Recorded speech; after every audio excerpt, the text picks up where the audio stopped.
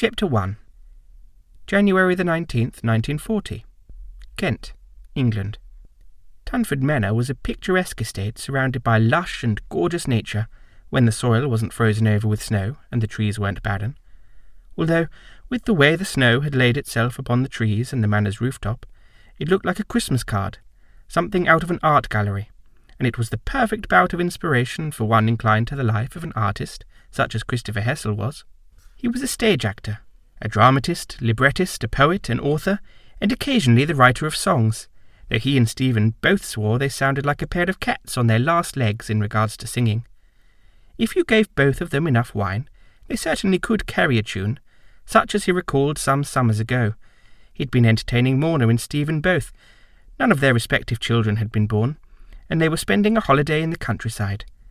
It was the late summer of 1935, and the memories flooded Christopher's mind of happier times, a happier life. Back then there was no threat of going to war or the possibility of air raids out on one's front lawn. Stephen had just married Morna. Life seemed to be one of infinite bliss as the group of respective couples trekked along the most luscious fields of greenery full of colour and hope. Amidst a clear blue sky day, the warmth of the sun shone on their faces. Stephen and Christopher had gotten a touch too tipsy, though they were the sweetest pair of sauced Englishmen you would have ever laid your eyes on as they swayed about. Morna and Eve began giggling at their incessant need to start singing Fanlight Fanny, though they were completely off-key, and Stephen laughed as he nearly tripped over his own 2 feet upon the road ahead of them. Christopher's distinguished voice joined in, trying to keep his silly friend quite steady, and as they both sang the remaining lyrics aloud, much to the continued amusement of their wives, Christopher, with his arm around Stephen's shoulder, cackled with unbridled joy. He was sauced beyond stupidity, and he knew he'd regret it in the morning. But as Stephen looked at him, completely off-kilter, he was shaking with giggles, and he jokingly laid his arm around Christopher's shoulder and began to step in unsteady sync with his friend. Not to mention, I'm going to be damn well knackered tonight because of you. You're knackered on your own terms. In the recesses of Christopher's mind, he tucked away the memories of 1935 and what he had of the time where he, like so many at that moment, felt more youthful and alive than he was now. The air from London to Kent was stifling, the streets dangerous. Everyone was on edge and suspicious, and Christopher relished in the simple pleasures of the past times where he was laughing like an idiot with Stephen and Morna joining in on the fun, as she and Christopher's wife, Eve, all raised their voices on that road so long ago and started singing. It was a stark wake-up call by comparison of the present moment's bleakness. For all intents and purposes, 1940 had shaped up to be the most terrifying and mortifying transformation from life to a sudden death of all things joyful and pleasurable. Rather, it appeared that one drank and smoked to forget these days, rather than so much as to enjoy the company of friends.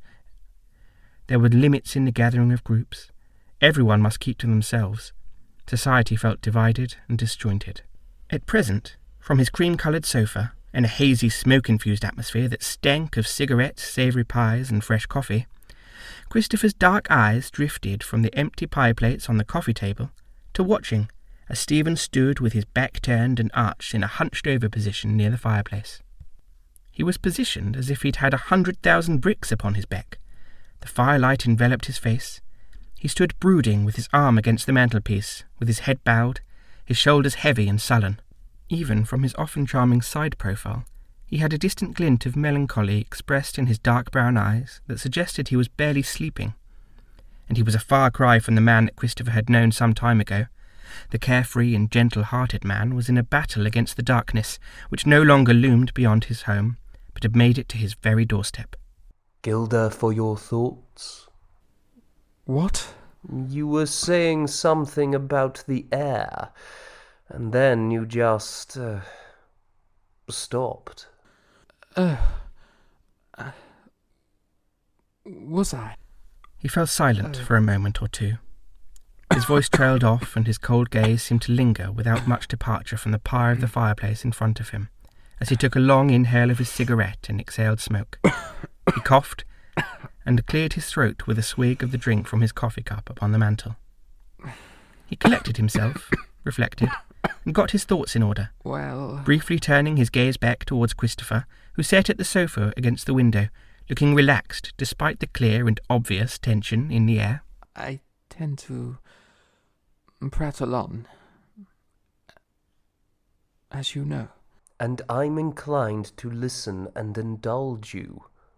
What's going round that head of yours? A million thoughts, and yet nothing at all. I keep thinking about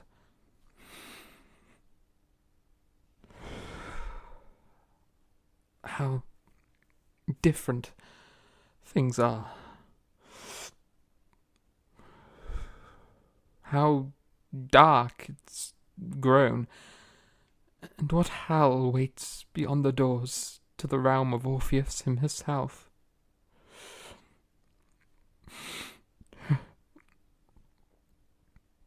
I'm telling you, Chris. I can't explain it, but the air feels dead. It's as if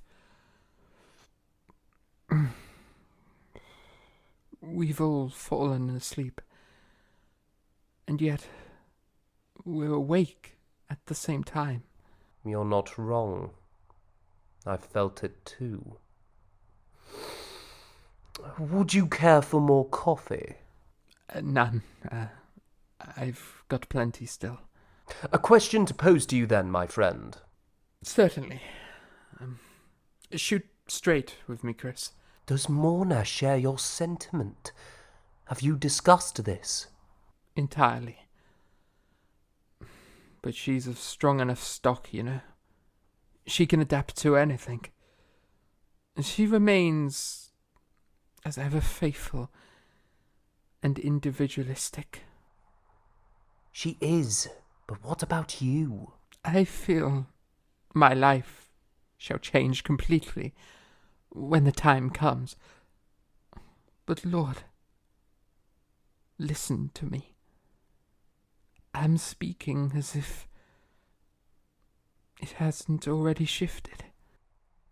So you sent the forum? Yes, I sent my form in, but they haven't called me for training yet. I suspect they don't wish for us to freeze. It's bitter out there. You'd die of frostbite before you got to the war front. Rather true. And Mona insisted I wear a cap. She wouldn't hear of me catching my death of cold. You know, I'm not fond of hats. But it was that, or listen to Crevens, dear. You're giving me chest aches. You know, I heard the Thames itself froze over. It's been that bloody well cold these last few weeks. That's the understatement of the century. Hell hath frozen, and we're living in it. Stephen nodded quietly in agreement as he smoked further and coughed as he exhaled the smoke. He felt the twinge of tiredness cross his mind as he looked out the window of the manor and sighed. I have to ask. Do you really think we're going to get through this? The war? Well, certainly. All wars end. Even the First World War had to end. Of course, all wars end, but the trouble is knowing if you'll live to see its conclusion. Or perhaps a bomb or poisonous gas will kill you before you get to the front lines, or the economy too, I suppose. I mean, for the first time in my life, I'm without a job, Chris. I've never been without a job. At least not like this. I say for certain the theatre wasn't always paying, but I could always teach. Now there's nowhere to act, and nowhere to teach, and my students will be conscripted. They'll be sent away, much the same as I am. No theatre, no school, no money. So I said to myself, right, there's only one thing to do. and that was to enlist. You volunteered? Of course I did. Enlist, conscription, it's all the same. Off to war we go. So I did. But I have to say, I didn't expect to return. I could very well breathe my last, as could you. I mean, look at me, Chris. I'm not a soldier. I'm an artist. But I curse myself too. I can't leave behind much. God, if only I had the funds I did back in 1938. But then, I suppose we didn't think that we would be at war. I suppose not.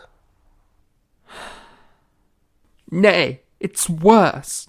Between the economy having gone bust, the collapse of the banks globally in 1929, and the economic crisis on top of this damn disaster of declaring war, we're so far with our foot up the loo that I cannot see how this will ever end. Let's not give in to hysterics, Stephen. I know it's easy to say the economy is this and the war is that, but at some point even that German bastard has to take his coat and get back to the reality. You think that the Hun will give up his conquest, take his coat and go home? Perhaps. If the Austrians had any sense, they'd string him up for sheer lunacy and hoist him into the Danube River. Instead, he's got everyone and their mother believing and shouting, "Wun das Vaterland, rum und ihr, Heil Hitler!" You know what I wish, Chris? That you had more money? That, yes. But I wish I could have joined the Wehrmacht. Why? So I could kill Hitler.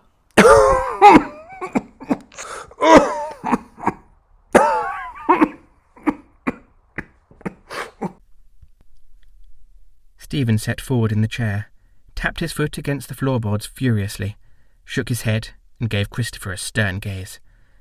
The kind of expression he had only ever seen when something had seriously pissed Stephen off. And though they had become closer friends since 1937, it was a rarity to see Stephen angry. He was a passionate man, yes, but to see him angered was something only a select few would ever see in this man. What? Do you think this war will end if he's not shot dead? I told you, I wanted to join the Wehrmacht. Not to be an enemy, mind you, but to take a shot at the director who killed the Germany I loved. He raped Austria, in my eyes. He turned the people, friends, colleagues against us. Now, instead of taking my shot at him, I'll be taking a shot at those who helped me be who I am. The German people and their society brought me out of my shell. I stopped being afraid. I studied in Munich. I made my debut in a German play, and now I'm angered. I'm frightened beyond reason and logic, Christopher. I swear to you, bubbling beneath my heart is the urge to kill every last one of those Kaiser Kraut-loving Huns. But before such feelings took root, I used to never understand why my own father hated the Germans. I used to laugh and question his reasoning. Kill? Oh, father, no. I'd say I cannot kill even the most simple of vermin. And you know this, Christopher, that I hate using my shotgun to handle mere pest rabbits, for God's sakes. I cannot shoot them. And yet, now, I look in the mirror, and I beg they give me the position to kill as many of those Huns as possible.